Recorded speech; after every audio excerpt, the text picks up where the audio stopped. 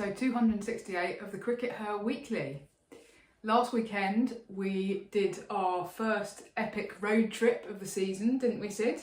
Did. We drove up to Trent Bridge to watch Blaze v Hampshire on the Sunday of the bank holiday weekend. So we watched Tammy Beaumont's century and the Blaze go top of the Tier 1 One Day Cup table, which is where they are still sitting after another win midweek ahead of today's round of fixtures in the One Day Cup. So you predicted that Blaze were going to have a good season, didn't you, Sid?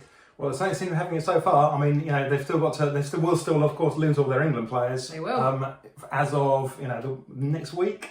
Yes, we think. But, at the moment, they're putting the points on the board, and that's, going to count in their favour when it comes to the more difficult times to come. And then after that match, we drove down to Northampton for the Bank Holiday Monday for the start of the County Cup, which is this, just in case anyone's not aware, is this kind of FA Cup style new competition for this season that features teams from all three tiers. So the opportunity for a Tier 3 team to play a Tier 1 team, for example. Not in the first couple of rounds, but next weekend there will potentially be some Tier 3 teams playing Tier 1 teams, which is quite exciting. Yeah, so we watched this effectively a Tier 2 match between Worcestershire and Northamptonshire. Yeah. I keep getting all these ends confused. We were at Nottinghamshire and then Northamptonshire, and it's very difficult. Oh dear, yes, very confusing. Very confusing. But yeah, and there are plenty of Tier 3 teams obviously still in it, because there were plenty of Tier 3 against Tier 3 games. Yeah. And we'll see how all them are doing. We're off to another game this afternoon. We're off to see Berkshire. So look out for a report on that on our website. Yeah, Berkshire playing Kent at Wokingham Cricket Club. And I tell you what, Sid waking up this morning was like a kid on Christmas at the thought of seeing Berkshire at Wokingham Cricket Club again. Berkshire back at Wokingham again, yeah. Which is where we used to go and see a lot of county matches back in the day. Anyway. So nice nostalgia there. Sorry, the County Cup. We digress. It's had a fantastic start to it, hasn't it, Ralph? I mean, the whole model of this was very explicitly like the FA Cup, which is the big football knockout tournament that they have every year in this country, where the men's teams and the women's teams, you start off with like all the lowest level teams, compete. In theory, a team from the very lowest level could end up in the final at Wembley. Obviously, that very rarely happens. But, every year a team from the very lowest level will potentially get to be able to play one of the bigger sides. And every single match has jeopardy, because every single match, if you lose, you're out. That's it for the season. If you win, you're through to another round. Yeah. And that's very much the way the players are seeing this, isn't it? The players were obviously they were celebrating wickets, I think, more fiercely than they would normally do. They were, and there was more disappointment for Worcestershire when they lost than there would normally be in a league match, because they know there's no second chance here. Yeah, that's absolutely right. And you spoke to the I'm going to get this right, Northamptonshire captain, Gemma Marriott. Is it really that difficult? It's very difficult, okay, yes. Yes, the Northants captain, Gemma Marriott, so she is their captain in T20 this season. So in football, they talk about that thing called the magic of the cup, don't they? That's how they refer to the FA Cup. And she didn't quite use that term, but she was very positive about the whole experience. Obviously, they've just won, but she kind of said it's a great idea. It gives exposure to so many more teams to play against different levels. So they're playing Shropshire this weekend, and so they get to play a Tier 3 team, but she also said if we win that, we know we're going to get a Tier 1 team to play against, which if we get there is going to be such a great experience. So she did kind of acknowledge it was slightly weird that they had won this game and then they had no idea where they were going to be playing next weekend. So presumably some random ground somewhere in Shropshire, but also that actually that kind of that new competition generates this kind of opportunity for teams that wouldn't otherwise be there. So it does seem to have started well and be kind of quite exciting for teams, I think, definitely. The one disappointment for me, I think, is the way in which the competition has been advertised, or indeed hasn't been advertised, because we turned up. So this match between Northants and Worcestershire was actually at Wantage Road, at the Northamptonshire County Ground, and we turned up and they've got this huge kind of coming fixtures, big exactly coming fixtures this sign. board outside the ground that presumably people drive past and will see, and they'll know when the next fixture is. And there was no indication that this match was happening. So, and then I actually literally counted the number of people in the ground. It was about 130. And of course people aren't going to turn up if they don't know it's happening. I don't know, I guess that Northants members may have received an email about it, but that's a very small contingent of people. So I just find that a bit disappointing. Today, we're off to Wokingham Cricket Club. We found out about it because the ECB have updated their fixtures, etc, etc. But there's nothing on the Wokingham Cricket Club website to indicate that this match is happening. That's really disappointing because for a club, this is actually quite a big match. This is a county match.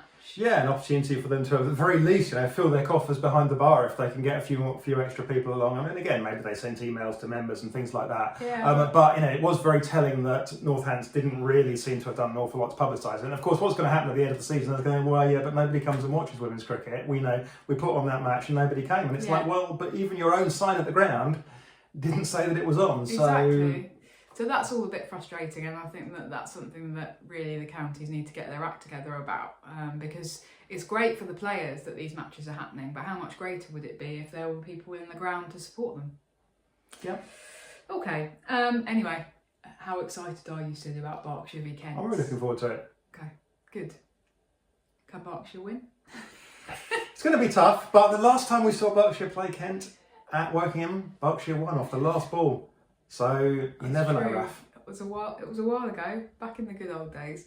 Anyway, now, building on the conversation we've just been having about domestic cricket, Sid, tomorrow, so Monday the 12th of May, is the day when Lottie is sitting down with the new head selector and presumably Nat Sither-Brunt to select that this first ever England squad of the new era. So the England squad that's going to face West Indies, not next week but the week after, starting on 21st of May, and first of all with some ODIs and then some T20s. So I'm guessing we're going to get an ODI and a T20 squad. And we've of course been doing England Watch on the CRICKETher Weekly about which players have been performing well in county cricket, which Lottie has said is going to be absolutely crucial to the decisions that she makes. Somebody pointed out that last week we referred to Catherine Bryce in relation to England Watch. Now, of course, she is currently a Scotland player, but there is nothing to stop Lottie calling up Catherine Bryce or indeed Sarah Bryce, or indeed any other Scottish players to the England team, right? Well, they can call up the ones that have been living in England. That's the key to it. Okay. So the point of Catherine and Sarah Bryce, they both came to university at Loughborough, so they've both been living in England since then, effectively. Right. So they qualify for England by residency. So if you qualify for a first-class nation, a full member nation, by residency or anything else, then you can immediately sign on and immediately switch your allegiance from a non-full member nation to a full member nation. The one thing they can't do is then immediately switch back. So if they make that choice, if Catherine Bryce gets called up and she plays a match for England, then she has to wait another 3 years before she can go back to play for Scotland. She can't immediately go back to play for Scotland. And once she's gone back for Scotland, she can't then ever go back to England again, because you can only switch twice, right. And the second switch can only be back to your original country with that 3-year gap. So it's very easy for her to make the choice now, but she has to think about a little bit about the longer term and go, well, is this just going to be one match? And am I going to miss the entire rest of my Scotland career for one England match? Or, is it actually, am I going to play plenty of times for England, and is it going to be worth it? Yeah, so I believe that both Bryces are on the record as saying that if England came calling, it would be very difficult to resist. So just wanted to clarify that in case we'd annoyed any Scottish viewers with that speculation. So Sid, what kind of players are England potentially looking for in order to sort of fill this squad? Because it's difficult to see Lottie just completely discarding the players who played in the Ashes, right? That's not. No, I think she's on record as saying that she believes that that England have got roughly the right team. I'm on record as saying that England have got roughly the right team. Yeah. I wasn't during the Ashes. I wasn't saying, they should have picked these 5 other players they've left behind. I think that Lottie will try and spring a surprise though. I think she'll want to do something that indicates this is a new era. So I think there will be a surprise. But who knows what it is. I think there's two key areas we should talk about. Okay. The first is top order batter. I think there is a potential vacancy for someone to come in as a top order batter, and also a fast bowler. So should we talk about the top order batters first? Yeah, sure. We've seen a few standouts at county, haven't we? Yeah, so I think, first of all, basically what we're saying is that we're looking for somebody to open with Tammy Beaumont, right, in the ODIs, because Tammy Beaumont has this week scored back-to-back hundreds for the Blaze. I nearly said knots then, for the Blaze. So she is going to be opening in ODIs, right? She has nailed down her place. So who's going to open alongside her, and then who's maybe going to come in at number 3? In terms of kind of the existing candidates within the current England setup, I guess you kind of look at what Maya Boucher and Alice Capsey and potentially Sophia Dunk as well have done. Have they done enough? They've all been there or thereabouts. They've scored a few runs. No, none of them have been awful. But the problems for Boucher and Capsey are that neither of them have gone on and kind of pressed on and gone and got 3 figures, right? And we've seen quite a lot of centuries scored in the One Day Cup, but none of them by Capsey or Boucher. And that's really important because from Lottie's perspective, she wants players to actually be focusing on building an innings. And those two have both got out to some stupid shots in like the 60s and 70s. Yeah, they've done exactly what Lottie doesn't want them doing. Is working towards within sight of the kind of the summit of 100, and then getting out to a stupid shot. Yeah. And they've both done that in classic style. So that will be where Lottie looks at it, and she was just like, oh God, what have they done there? Dunks has pushed on and made 100, but hasn't done a lot else. Okay. So she hasn't quite made a cast iron case, and there are 3 players at the top of the tree that have scored more runs than all of those candidates. Yeah, absolutely. So Emma Lamb is out on top still with 331. We talked about her last weekend. Eve Jones just behind on 326, and Ella McCacken of Hampshire on 279. So if it was going to be one of those 3, who do you think it might be, Raf? That's a tricky one. I mean, I think that Lottie has already kind of said, well, Emma Lamb, I'm definitely keeping a close eye on. I guess Eve Jones offers you that point of difference, being a left-hander, but she's a little bit older. I don't know whether Lottie will take that into account. Ella McCacken, I think, is probably a bit less likely because she's still quite young.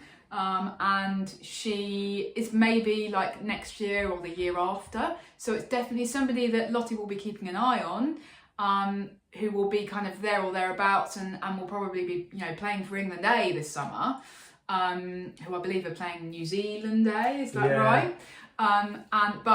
But yeah, so I agree. I agree that Ella Mac's not quite ready. Okay. She's 22. I think give her a couple of years, and then we'll be looking more closely at her. What about Grace Scrivens? Because she hit an important 100 for Essex at Loughborough against the Blaze. It wasn't in a winning cause, but she did carry her back through. And interestingly, a lot of the England players, led by Amy Jones, went over and shook her hand at the end.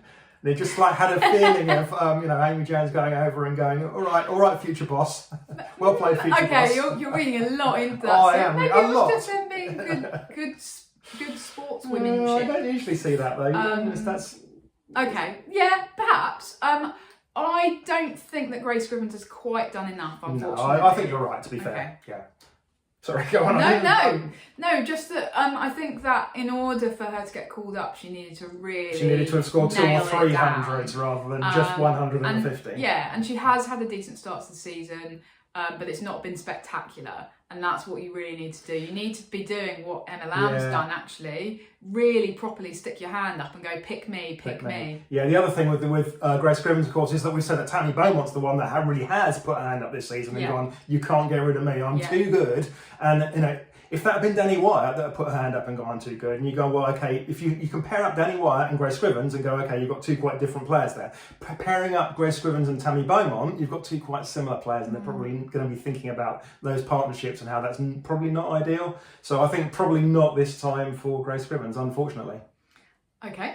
Shall we talk about fast bowlers then? Because you said that was the I other think kind of so. situation that England have got now. Well, there's big injury concerns, aren't there? So I mean, Lauren Bell seems nailed on, right? She's bowling well, and you know, nobody thinks. I mean, if Lottie really wants to spring a surprise, don't pick Lauren Bell, because that would be a massive shock. Not going to happen. But who's going to open the bowling with her? I mean, you know, that's the big question, isn't it? So in terms of injuries, so Lauren Filer injured, hasn't played yet for Somerset, for Durham.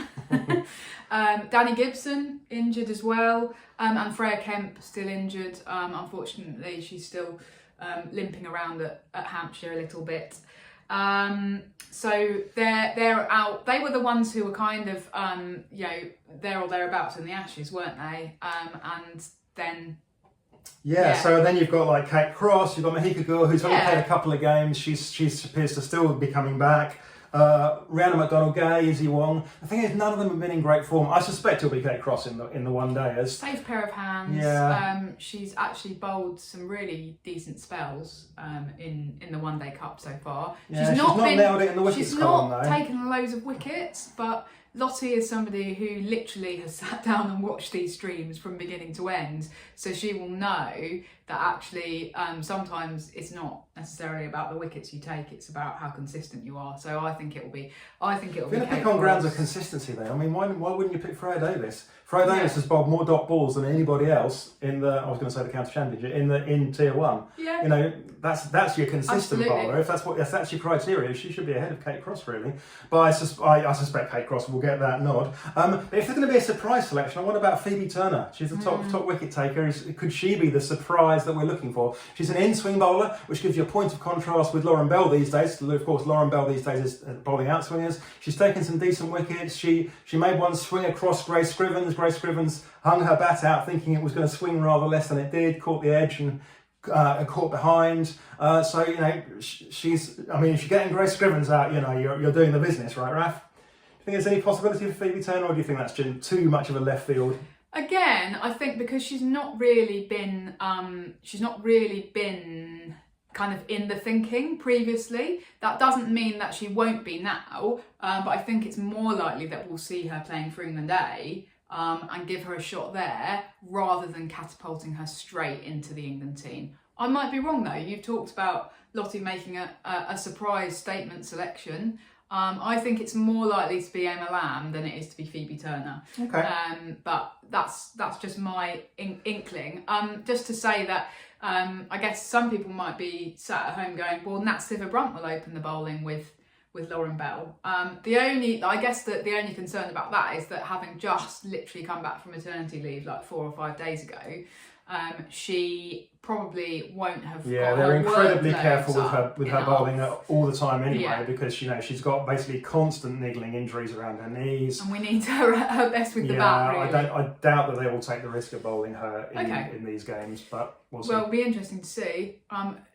Also, of course, Heather Knight's going to be bowling more. Yeah, probably not opening the bowling. That might be a step too far. She probably won't be fast bowling. Yeah, she did used to be a sort of medium pacer. But you can open the bowling with spins. You can, yeah. There's apparently. What do you mean apparently? Apparently England have done it quite recently. So, you know, Lindsay Smith might be opening. Well, no, that is a genuine possibility, of course, that you only play one fast bowler and you play Lindsay Smith as your other opening and death bowler. I mean, you know, she's a good candidate for that. Yeah, I wouldn't be averse to it. There you go. Anyway. Hampshire would be annoyed, but... You know, Lottie can afford to annoy Hampshire. She's got to balance the needs of Hampshire with the needs of England, hasn't she? Anyway, so if they're sitting down to select the team tomorrow, on Monday, the 12th of May, they might announce it, you know, 3 or 4 weeks' time. What, after the matches have happened? Brilliant. Well, let's see. Now, Sid, on to something completely different. There was a curious incident this weekend. A curious incident in the night time. Well, it possibly was in the night time here. It was in our night time, yes. Because it was in Thailand at the Asia qualifier for the 2026 Women's T20 World Cup. And it involved the UAE, who were playing Qatar. There were concerns about the weather. And unfortunately, it looks like this tournament is likely to fall foul of the weather significantly, just because of the time that it's being played in Thailand. Right, so picture the scene, Sid. UAE have come out and put on 192 for the first wicket, but they're worried about the time. So the UAE captain goes up to the umpires and says, "Oh, hi, can I declare my innings?" And the umpires say, "No, you can't. You're not allowed to do that in limited overs cricket." So instead, what they do is all of the batters go in and out and all retire. Because they want to basically get a shift. Yeah, they need to make sure that Qatar bat for 5 overs, otherwise it's going to go down as a no result. Right. So they need the points from winning the game, so they need to ensure Qatar bat for 5 overs, so they get it over quickly, they each batter crosses the line, retires out, crosses back, innings closed. Yeah, so then they dismissed Qatar for 29 in 11 overs and won by 163 runs. So the rain didn't get them in the end. No, and but you can see the gulf by that result. You can see the gulf between the two sides. So Sid, is that okay? Because there's been few rumblings, bit of controversy about this. It's a very unusual thing to happen. Probably, we think, unprecedented in the history of cricket. Yeah, okay. Let's go back to the original thing, which is why we do this. So the reason that we ended up with this playing condition is, of course, the laws of cricket, so you can declare your innings. So the laws are overridden by the playing conditions, and the playing conditions for women's international white ball and men's international white ball cricket, and most domestic tournaments as well, say law 15 is suspended. Basically, you can't declare your innings.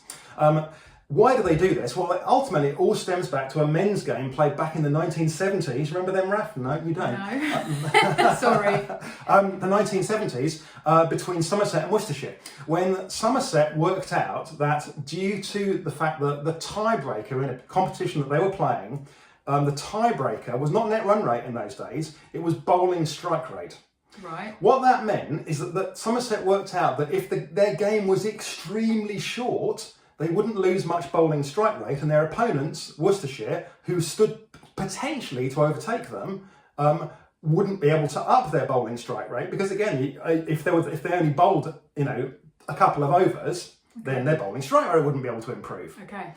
Because of course, bowling strike rate's based on the number of overs you've bowled, not the entire innings. Right. Different to net run rate, which they obviously later now use. So what Somerset did was they went in and they declared their innings after 5 minutes, after a couple of overs, and then Worcestershire then went in and batted, got the runs in a couple of overs. So they won the match, but Somerset remained ahead on bowling strike rate. Yes, right. Essentially. Okay. Yes. At the time, this was considered a great disgrace and not the spirit of cricket and all that kind of thing. Somerset were censured for it. In fact, Somerset were thrown out of the competition. The vote to throw out the competition went to all of the counties. 17 counties voted to throw Somerset out of the competition as a result of that. One of the counties that voted to throw Somerset out was Somerset themselves.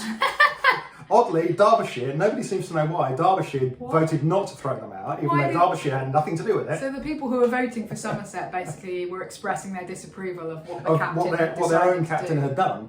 Yeah. So anyway, that's why the law stands as it is. So after that incident, they said, okay, we're just not going to let you declare an innings in one-day cricket. But the problem is, first of all, the authorities then were shooting the messenger. The problem wasn't the fact they declared the innings. The problem was that they had a poor method of determining the tiebreaker if teams finish level on points. We've now got a better method. It's still a terrible method, but it's better than all the others, net run rate. And this wouldn't have been the case if they'd had net run rate, first of all. So that's significant. What's 30 years later, what we've got to is sorry, we're more like 50 years later. Sorry to break it to you. Closer to 50 years later, the rule is as it is. But the fact is that effectively you can declare your innings, as we've seen, because you can just call everybody out. So the rule just seems pointless to me. It's like, well, you've said you can't declare an innings, but you can declare an innings. There's essentially nowhere to stop anyone declaring an innings. You can go, oh, well, we won't let people retire out. Well, okay, then they're just going to go in and hit their wicket. And admittedly, that would take a ball every time, so it would have taken them 10 balls to do it. but you could still do it if you wanted to. So I just feel the whole thing is kind of really like pointless, and it's just like, just put the declaration thing in and just like live with it, guys. Okay, so you think that the problem is the playing conditions, not the Yeah, UAE just manipulating the situation? I think that a farce has been created because you've like attempted to paper over something that, you know, is part of cricket. Declarations are part of cricket. Allow people to declare in one-day cricket. I just don't see a problem with it. So I do see a problem with what happened, but the problem is with the laws of cricket, or the way that, the playing conditions and the way that they override the laws. Allow the declaration for me. Yeah, totally. I mean, I just think it's one of those where if it's within the permitted playing conditions, then teams, you can't blame teams for doing what's best for them. I think, especially in this specific scenario, the odds in cricket are stacked against associate nations anyway. So I really can't see any reason to be angry or to blame the UAE for just trying to do something where they were, you know, it was just to try and make sure that the result was the correct one. And that the result wasn't ruined by the weather. I mean, you know, which is another kind of potential issue that cricket has with itself, right? Is that there's no way that the umpires are allowed to just look at the weather forecast and go, oh, you know what? We know it's going to rain in a couple of hours, so we'll reduce this match to start with to be 8 overs a side, for example, rather than 20 overs. So we know that a side has to bat for 5. Each side has to bat for at least 5 overs to constitute a game. But your first side have to go in thinking that they're going to bat for 20 overs. Yeah. There's nothing in the playing conditions that suggests that the umpires can sort of take that into their own hands. So maybe that's something that cricket should be thinking about. What do you think? Yeah, potentially allow captains to negotiate before the game, and if they think that there's only the possibility of a 10-over game because the weather's coming in and everybody agrees, then why not do that? I mean, that strikes me as being a more spectator-friendly thing anyway. So yeah, obviously you do risk then looking a bit silly if the forecast isn't correct, but we're trying to balance out the lesser of. At the end of the day, cricket is a game where the amount of the game that you'll watch is not fixed. That's true. You know, it's not like a football match where you know that you'll get 90 minutes. Yeah. You know, you might get 3 hours, you might get an hour, you might only get 20 minutes, and that's the risk you take with cricket. Okay. Well, I think the key takeaway message is that we both agree that Qatar did nothing wrong, right? Yeah, absolutely. Okay. It'll be really interesting now to see, though, whether the ICC moved towards a change in the playing conditions. Take any action to prevent this happening in the future. Given that this has now happened, people are now going to be sitting down going, oh, that's maybe a problem. What can we do to prevent that again? Yep. Well, we'll see. Okay. Right. Are we wrapping up, Sis? We are. Okay. We're off to Wokingham Cricket Club. Woohoo! Look out for a report on the site later. And we will be back here next week. See you then. Bye. Bye.